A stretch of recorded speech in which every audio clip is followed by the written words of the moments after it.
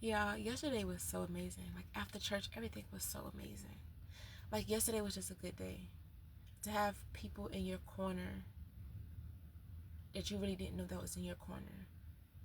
Um, to just have someone that never gives up on you. This lady, it's like my big sis, said something to me that was profound that like you be waiting to hear for like a long time, like as a child, and it kind of made my little inner girl like just feel at peace, like you could be vulnerable, you can trust this, like God is working on me. But she said something that really hit home, and she was just like, you're worth the investment. You Now you are worth the investment.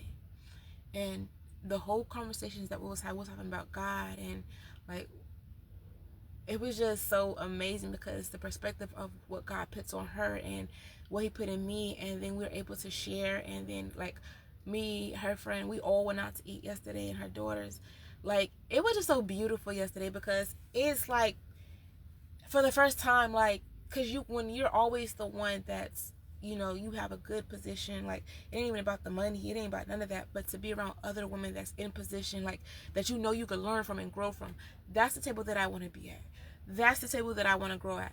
We are not all perfect people. We are all going through our own things. Like no one's hating on nobody. And for the first time yesterday, it felt so amazing and it felt so good. And then on top of it, it's just like God answered my prayer. And then it's crazy because I'm not even gonna lie. I told her, and it's crazy because I've been text her this. She did not get my text. When I say before she told me that I was worth the investment,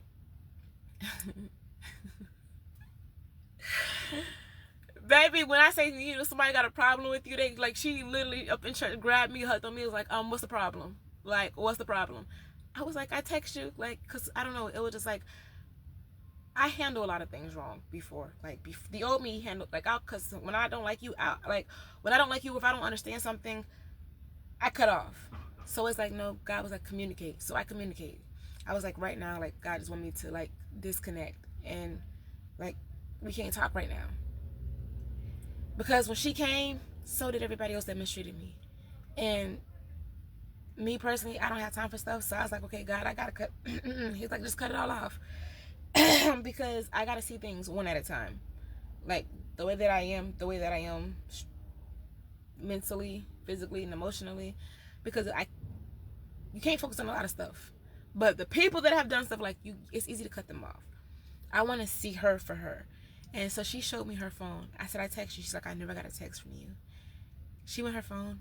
When I say, when it made it so, this is why it made it so easy when she said I was worth the investment, because she was texting me constantly.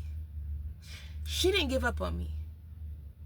She didn't give up on me. While everybody else gave up, mocked, rejected, this one person, and no one talks about how, like, when you go through a lot of stuff working for God, I don't care. This is why I don't like people that, like, y'all like, oh, I like the calling, I like the burner. It's not that hard job.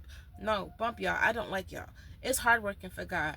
It's hard because it's like you're dealing with a lot of stuff that's new, that you don't have help with, that you don't understand. So it's when people are coming, it's like God, after going through all this hell, it's hard trying to receive. That's why like 1 Timothy 4:17, like even though it's talking about judgment, like, and God's like, yeah, my people ready for judgment, but I'm coming to check my people first to make sure that they're mature, to make sure that like I'm gonna test them. They're gonna go through another refining. They're gonna go through like a preparation, and I'm searching their hearts. Like, you think that it's about to be good? No, you about to go through the ringer because I'm searching you to see if you're still here, to see how you, even though God already knows, to see how you going to, be at the end of the course, to see how you're going to be at the end of every assignment. How is your heart still going to be pure? Are you still going to be loving? Are you still going to be kind? God taught me how to love people and still be able to talk to them, even when I don't like them. Because before I can talk to people that I didn't like if I don't like you, get out my face. Like I'll ignore you because I ain't got time. But when God wants you to be on assignments, everybody ain't gonna like us. Everybody gonna be in their own ways. But it's yet they need to see that there are people that still have a good heart and that's still loving. They need to see God still We have to be example. When God is using us to be the example, like, we still have to walk in his fruit of the spirit. It doesn't matter how nobody treats you. And that's what God taught me. And that's what I've learned. And it's like, yeah, your heart is pure. You take a lot. Like, girl, you take a lot. Girl, God gave me the capacity of pain. God graced me for it. God graced me to endure. God graced me for a lot. But during our conversation, it was just like so much was able to just, it was like a relief of things that I was holding in that I couldn't talk about. And how, like, something came up, and it's like, the church is missing the fivefold. Like, there's nobody in place. Like, when I say there's nobody in place with the fivefold ministries, like, everything that God talked about in the Bible, we don't see that in church. Because where are the elders? Where are the when people are sick? They people feel like they can't call. Like, and when God have us going through, we are feeling what people feel. When Jesus went through for us, like, boy, he's strong. Boy, he is strong. Because, like, for God to trust us so much to endure for other people, that's a blessing and a curse. But it's also showing us who we are and how much God trusts us. But feeling for other people and how they feel, and a lot of people are turning away from God because you can't love the position. We got to understand that God made Jesus. Jesus was man and God, and the fact that when God sent him down, baby, on earth through Mary, he was both God and man. But yet the greatest title of it all was a servant. He came to serve. Your title, your position means nothing if you can't be a servant. And there are too many things that's missing. So when God trusts us to go through processes, and okay, this is what it means when they go through church hurt. Things that I've been through in my life, I went through because other people didn't make it out. It was unfair, but I needed to. Oh, it was unfair. It's gonna feel so weird saying this. But the rape, I needed to feel all that because God knew I was gonna make it over, because there are some people that did not make it over. And to hear myself out loud yesterday and acknowledging that my BD raped me, it hit different last night.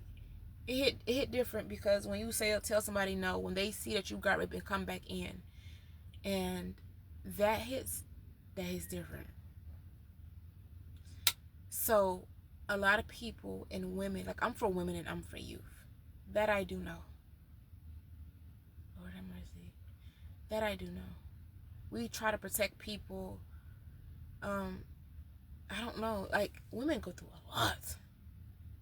I don't know what men go through, but I know women go through the ringer, and women go through a lot. This is why I feel like God cherishes his daughters. Because when men run away and all that stuff, the women, they stay. They endure. They're willing to go through the hell. They're willing to believe. They're willing to have hope and faith for things that they know ain't good for them. Like, we stay. We endure a lot. But, like, no, all seriously, like, the church is missing what the Bible talks about. Who do we go to when God is doing something new in us and we don't understand? There's nobody in the apostle, there's nobody in the prophetic, there's nobody really in the evangelist. Like, yeah, it's all teams, but nobody's really in that field to really help somebody else. And there's, like the Bible say, at 50 people are supposed to retire and then help those. Like, there's none of that. Like, and I mean none of that. So that's why a lot of us are struggling right now, like, mentally, physically, emotionally, with what God shows us. Like, boy, some stuff I just wish I don't see. But then it's just like, God, if you're gonna use me, no, show me everything. Show me, no, hell no, show me what's for me. Because it's a, boy, when you see, and God, if you're gonna go through something, just be with me, because it's gonna make you feel like you insane. So when God trusts you that much, just give yourself back to God, because we're being used in ways for other people. And just to see the perspective of, like, they was talking and I was able to give them insight on like why children are the way they are, that, you know, they're not rebellious, they just go through a lot. Like somebody like me, I went through a lot. So, you know, trusting, and we need the consistency, but we also need the don't give up on me. I don't care what I do, be honest with me, show up for me, because we going to do that. But it's just like, you know, most kids, they're going through a lot at home already, and they're trying to figure out, why do you want me, but yet you, what I come out of don't want me. So it's like that carries on into adults, to where we're struggling with why people want us, you know. We're fighting for those that we want, that we're supposed to love, you know, versus those that's trying to come in and be something that we've never gotten. So it's just like a lot of perspective that I was able, and insight that I was able to give, and it also helped me on my calling and what God is doing for me and what I need to be doing and working on. So yeah, just want to share.